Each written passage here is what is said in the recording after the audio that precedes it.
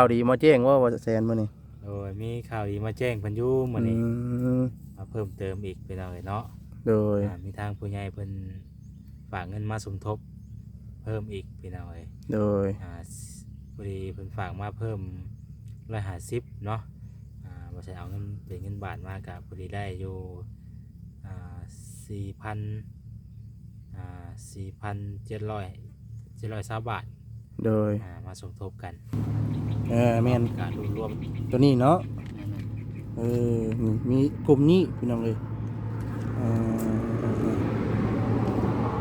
มาเช็คตรวจสอบเบิ่งพี่น้องเนาะความจำเราบางทีเราอาจจะกินพิษหรือกินถึกเนาะก็เลยมาถามไทยเบิ่งเนาะพี่น้องเนาะแต่ว่ากินตัวนี้เนาะ ตัวนี้ก็มีแต่ตอนเช้าพี่น้องเนาะตอนเช้ามีแต่ตอนแรง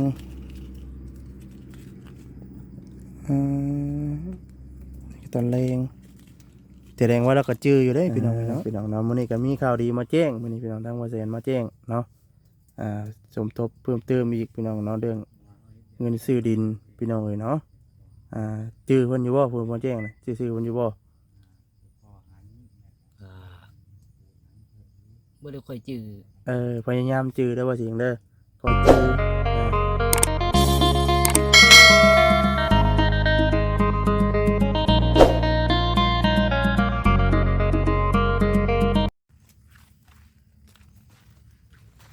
พี่น้องเนาะกราบสบายดีเด้อสบายดีและสวัสดีพ่อแม่พี่น้อง FC เบิร์ดสุขูสู่คนพี่น้องเนาะหรือว่าจะเป็นพี่น้องทางฝั่งลาวเนาะฝั่งไทยต่างประเทศก็ยินดีต้อนรับทานเข้าสู่ซ่องบ่าวซาดีซาแนลอีกแล้วพี่น้องเนาะพี่น้องเนาะมื้อนี้ก็มีข่าวดีมาแจ้งมื้อนี้พี่น้องเนาะเรื่องงบประมาณซื้อดินเนาะพี่น้องตัวฝ่าพลช่วงนี้ก็คือพ้นแน่เนาะพี่น้องเนาะเขาฤดูกาลแล้วเนาะมื้อนี้ก็สิไปถามไทยเบิ่งบ่สิเนาะพี่น้องอาการเราดีขึ้นอีกแล้วบ่หรือว่าจังใดเนาะพี่น้องพี่น้องเนาะตอนนี้ก็เบิ่งบรรยากาศน้ำกันเนาะพี่น้องเนาะมืดฟ้ามืดฝนแน่เนาะอยู่คิมถอกคิมทางพี่น้องเนาะเดี๋ยวสิเข้าไปหาทั้งบ่สิงก่อนเนาะพี่น้องเนาะว่าเราเฮ็ดอย่างดีเด้เนาะพี่น้องยุ่งกันหลายได้พี่น้องเนาะเพราะว่าช่วงนี้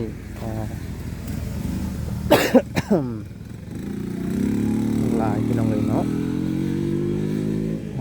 ต้องใกล้ทางแล้วปืดๆปาดเนาะรถเนาะ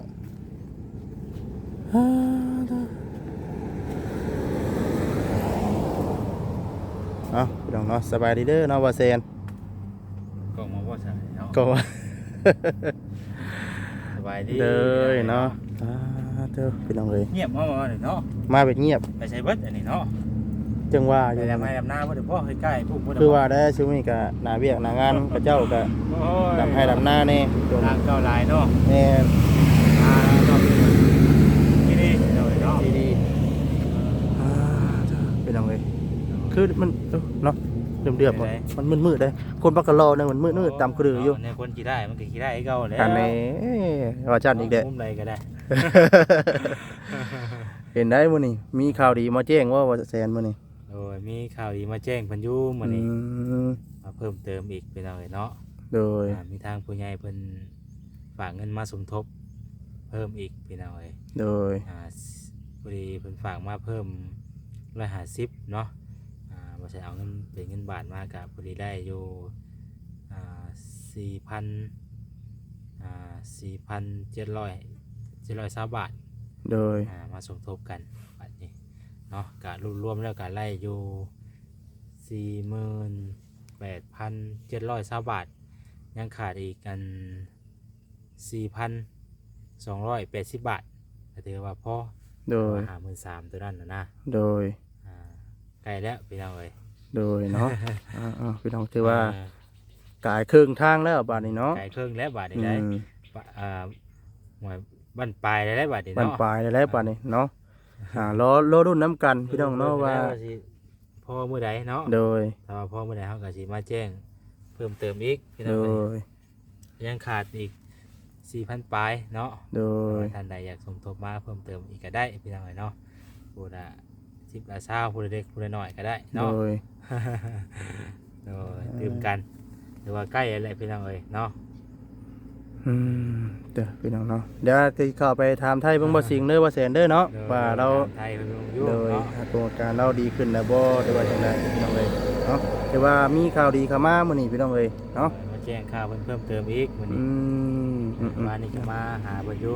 มาถามเรื่องที่เรื่องทางอะไรวันนี้ครับ โดยแต่เราก็ยังยืนยันคำเก่าเนาะว่าที่จะสิเรียกอยู่หม่องนี้แล้วว่าพี่น้องเอ้ยยังยืนยันคำเก่าอยู่ เอาติดตามเบิ่งพี่น้องเอ้ยเนาะกับ โดย มีหน้าฮอดมือซื้อเด้ โดยบางเทื่ออาจจะเปลี่ยนใจก็มีเนาะ แม่น พี่น้องเอ้ยเนาะแล้วเข้าไปหาว่าสิงเด้อว่าแสนเด้อเนาะสบายดีเนาะพี่น้องเอ้ยมื้อนี้ก็มานํกัน2คนพี่น้องเอ้ยวาวีอยู่ได้เนาะ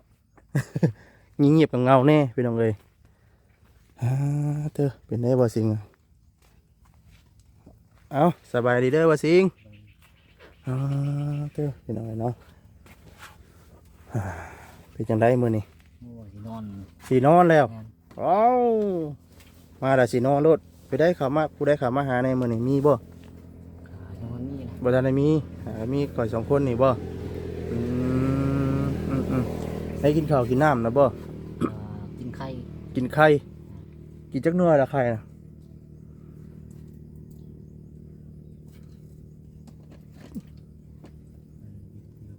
กิน2 หน่วย กิน2หน่วยโอ้ นั่นยังต้มยังโจกบ่ แม่น มุดขึ้นแล้วว่าสิ่งนี้บูดแล้วยักบ่ ยัง ตอนได้บูดบ่ว่าเป็นตะกินอยู่บ่มุดขึ้นล่ะกินมื้อเช้านี่บ่โอ้มันบูดบ่เป็นตะกินแล้วบ่สิ่งนี้มุดขึ้นเลยพี่น้องเอ้ยเนาะนี่ก็มีแต่ล้างถิ่มเด้อหรือบ่สิ่งเด้อ เออ เธอเป็นอะไรเนาะเฮ้ยเริ่มเลดเริ่มหยังแล้วก็เอาไปโซลาเซลล์ตากแดดเนาะมื้อเช้านี่ฝนตกบ่มื้อเช้านี่ คนตกแห้งแต่ ตกแห้งเติบบ่คืนนี้บ่ได้ตกบ่คืน บ่อยตก บ่ได้ตกเนาะนอนร้อนได้เมื่อคืนนี่เนาะแต่ว่าตกตอนแรงคืนให้แน่เนาะบ่ได้นอนเย็นแน่พี่น้องเอ้ยเป็นได้เอาอาการดีขึ้นแล้วบ่การเจ็บท้องดีขึ้นแล้วบ่ ไข่แดง ไข้แน่ไข้นี่คือท่านได้เศร้าบ่หรือว่ายังเจ็บอยู่หน่อยนึง เจ็บบ่แห้งอะนะ เจ็บบ่แห้งถือว่าดีขึ้นกว่าเก่าอยู่ แม่น คือว่าได้พี่น้องเนาะเพราะว่ามันเฮาอาการที่ว่ามันเจ็บทางในนี่พี่น้องเอ้ยเนาะมันก็สิรักษาใช้เวลานี่พี่น้องเนาะใช้เวลาโดนเติบอยู่เพื่อมันสิเศร้าเนาะแต่ว่าเฮาช่วงนี้เฮาก็หมดกินของที่ว่ามันแข็งๆนั่นแหละเนาะช่วงนี้เฮาก็มี ยูทูบเบอร์หลายท่านเพิ่นก็เข้ามาเยี่ยมมายามเพิ่นก็ซื้อมาฝากมาต้อนหลายท่านเนาะอันนี้อยู่เนี่ยกินพี่น้องเอ้ยเนาะก็ซื้อช่วงนี้ก็เพิ่นก็มาถามไทยเบิ่งเนาะเด้อพี่น้องเอ้ย ถ้ากินข้าวตอนเที่ยงนี่ท่านได้กินเนาะสิฮอดเวลากินข้าวอีกแล้วนี่เดี๋ยวเจ้ากินยาเจ้ากินข้าวกินไข่บ่กินนี่ แม่น ยังสิกินข้าวอีกอยู่บ่ แม่น เอกินข้าวเลยเอาจะขอสิถามเจ้าได้วบาดนี่เนาะถ้าว่าเอาสมมุติเนาะสมมุติว่าเจ้ากินข้าวใช้ยาเจ้าอยู่ใช้ว่าสิทำไมคอยเบิ่งเด้อคือสมมุติเนาะว่าสมมุติว่าเจ้ากินข้าวแล้วเนาะเจ้าสิกินยาตัวไรตอนเที่ยงบาดนี้ตัวใดเจ้าก็สิเช็คเบิ่งว่าเจ้าสิกินถูกบ่เนาะเป็นจังเลย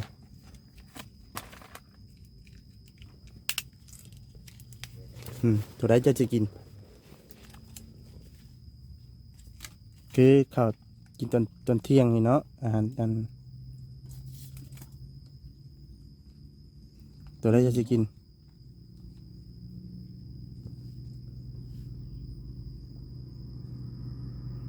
อันนี้โมเมนต์ตัวนี้มันตอนแรงกับตอนเช้า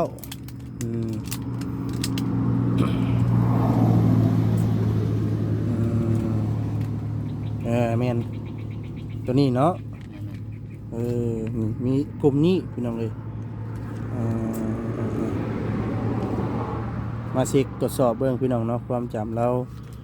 บางทีเราอาจจะกินพิษหรือกินถึกเนาะก็เลยมาถามไทยเบิ่งเนาะพี่น้องเนาะแต่ว่ากินตัวนี้เนาะ ตัวนี้ก็มีแต่ตอนเช้าพี่น้องเนาะตอนเช้านี่ก็ตอนแรง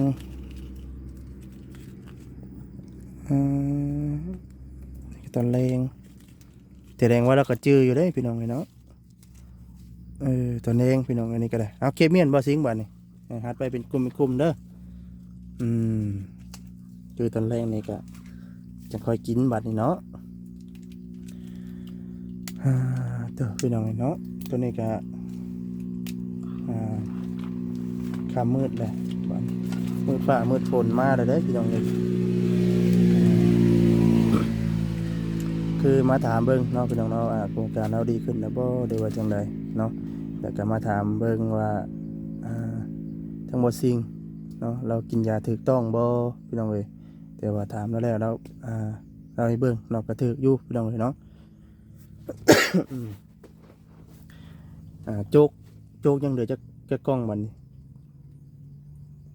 ยังเหลือป๋องหนึ่ง ป่องหนึ่งมื้อนี้ทางบ่เซนเราก็ซื้อมาอีกพี่น้องเนาะผู้กินมื้อละจักป๋องบ่เซนบ่สิง กินสอง มื้อละซองคาบละซองบ่ แม่น ใส่ไข่อยู่บ่ บ่ได้ใส่ บ่ได้ใส่บ่ยังว่าต้มไข่แล้วบีบใส่กันน้ำมันจังแซ่บอะนะ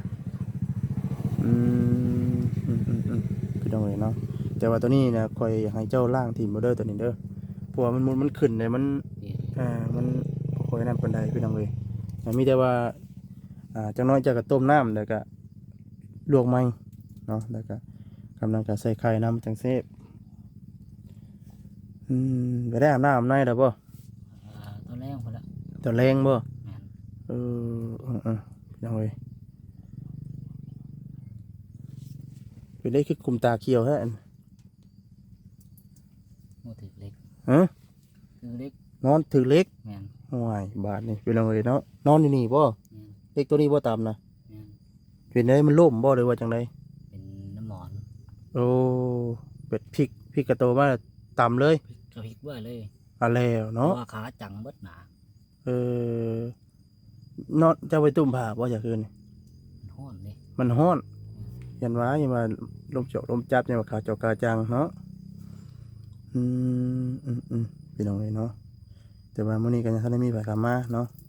หักชื่อเพิ่นอยู่บ่ชื่ออยู่บ่ข่อยนี่บ่าวยังนี่ ก็บ่ได้ค่อยจื้อ จื้อได้อบัดนี้เนาะ พยายามจื้อได้อว่าสิ่งเด้อพยายามจื้อซื่อผู้ใดเข้ามาหาก็จื้อเอาจื้อซื่อเอาเด้อบัดนี้คอยจื้อคอยจำมาแหล้ววะเนาะมื้อนี้ก็มีข่าวดีมาแจ้งบ่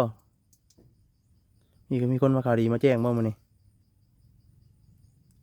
อ่า บ่จื้อ บ่เจอ บ่จื้ออ้าวพี่น้องเนาะพอเสียนะมาแจ้งกี่นี่เนาะพี่น้องเนาะมื้อนี้ก็มีข่าวดีมาแจ้งมื้อนี้พี่น้องทางพอเสียมาแจ้งเนาะสมทบเพิ่มเติมอีกพี่น้องเนาะเรื่องเงินซื้อดินพี่น้องเอ้ยเนาะจื้อเพิ่นอยู่บ่เพิ่นมาแจ้งน่ะชื่อเพิ่นอยู่บ่ ก็บ่ได้ค่อยจื้อ พยายามจื้อเด้อว่าสิงเด้อคอยจื้อพยายามจื้อขึ้นเนาะก็ค่อยจื้อก็ได้ค่อยๆจื้อขึ้นทีละน้อยเอาเพราะว่าสิมีหลายเท่าหลายท่านเนาะยูทูบเบอร์หลายท่านมีชื่อผู้ใดแน่จะจื้อแน่ยูทูบเบอร์ที่เขามาหาที่จะจื้อแน่ ก็บ่ได้ค่อยจื้อปานใด คือทางบอเซนเด้อบอเซนเด้อมาแจ้งข่าวดีมื้อนี้เด้อหากจื้ออยู่ว่าเงินนะแจ้ง ชื่อก็ไม่ได้ไปชื่อผู้ไม่แล้วบัด ฮะ มีแต่ไปชื่อผู้ไม่แล้ว บ่จื้อติ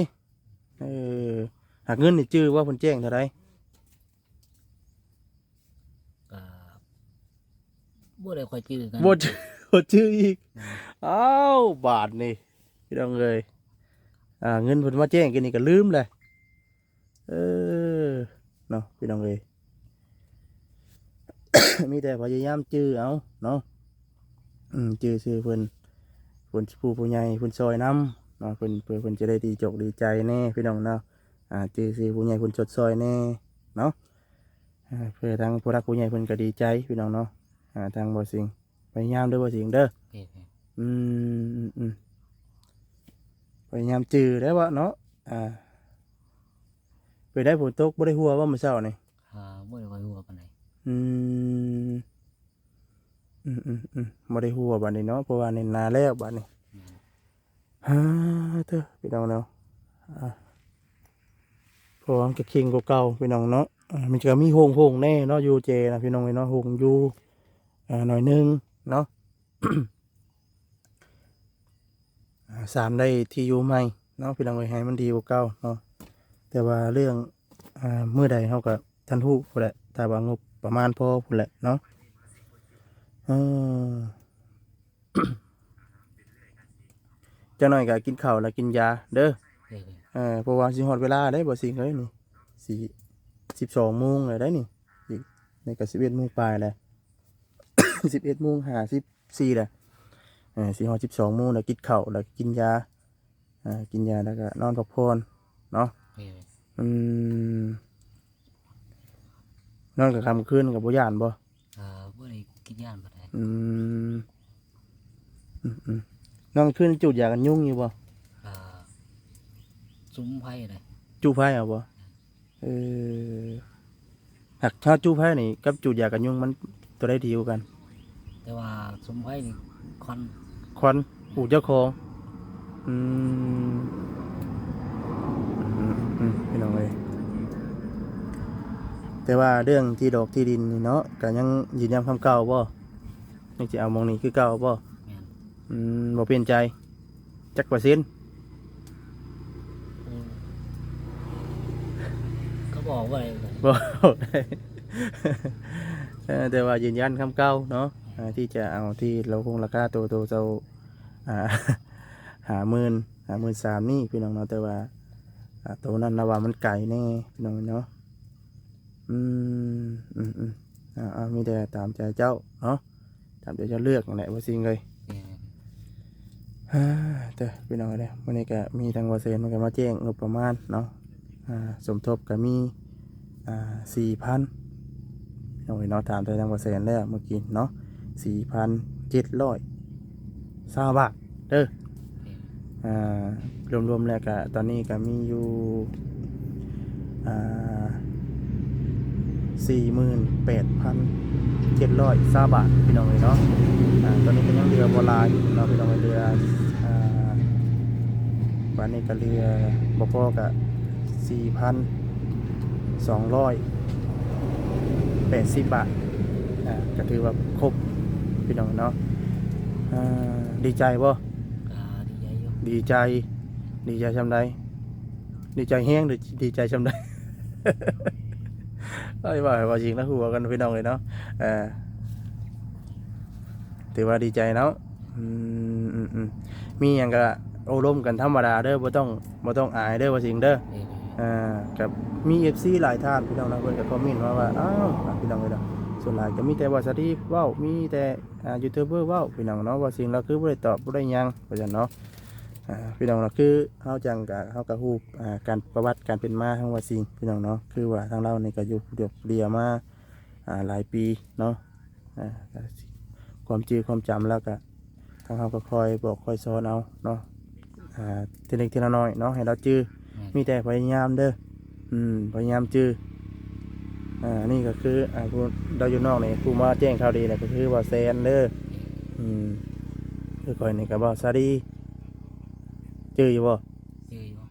ผู้นอกชื่อหยัง เอาแสน คอยได้ชื่อหยัง ซาลี ซาดี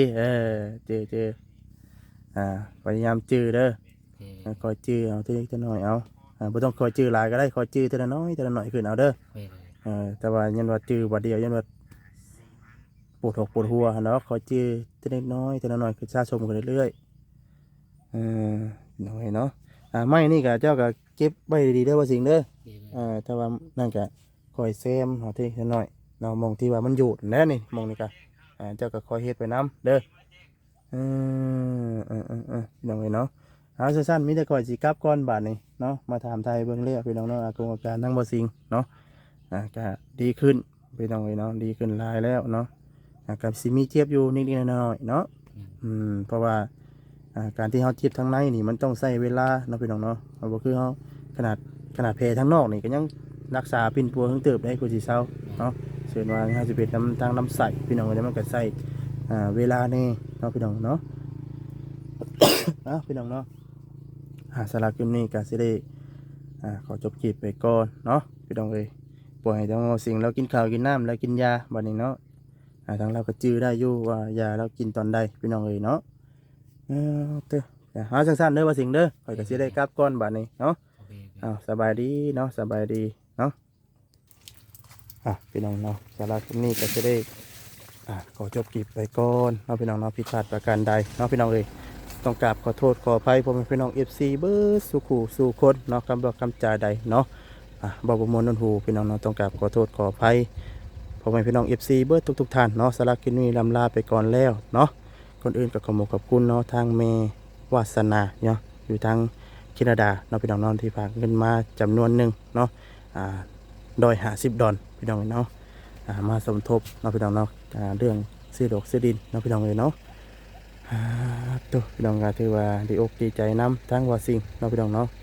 ทั้งว่าสิ่งแล้วก็ยืนยันคำเก่าเนาะว่าที่จะเอาที่ตัว15 คูณ 20นี่พี่น้องเนาะเดียวก็มี FC เนาะเพิ่นก็คอมเมนต์มาบอกว่าเนาะต่อราคาลงอีกในเด้อลูกเด้อว่าซั่นเนาะบางเทื่ออาจสิคำตอบบ่ได้ก็ขอเพิ่มที่ขึ้นอีกแน่เนาะขอให้20 คูณ 20ได้บ่ลูกเนาะจังใดก็ทั้งบอสเซอรี่ก็สิพยายามถามไทยเบิ่งเนาะว่าสีใดบ่หรือว่าจังใดก็เราลุ้นน้ำกันพี่น้องเนาะทั้งแต่พ่อแล้วก็น่าสิบ่ยากดอกพี่น้องเนาะทั้งเราก็น่าสิได้อยู่เนาะพี่น้องเนาะทั้งบอสเซอรี่คิดไว้เนาะพี่น้องเนาะสำหรับคลิปนี้ลำลาไปก่อนแล้วว่าหลายก็มันจะที่ยากพอสมควรเนาะลำลาไปก่อนพี่น้องเลยเนาะกับคำว่าสบายดีเด้อสบายดีพี่น้องเลยเนาะ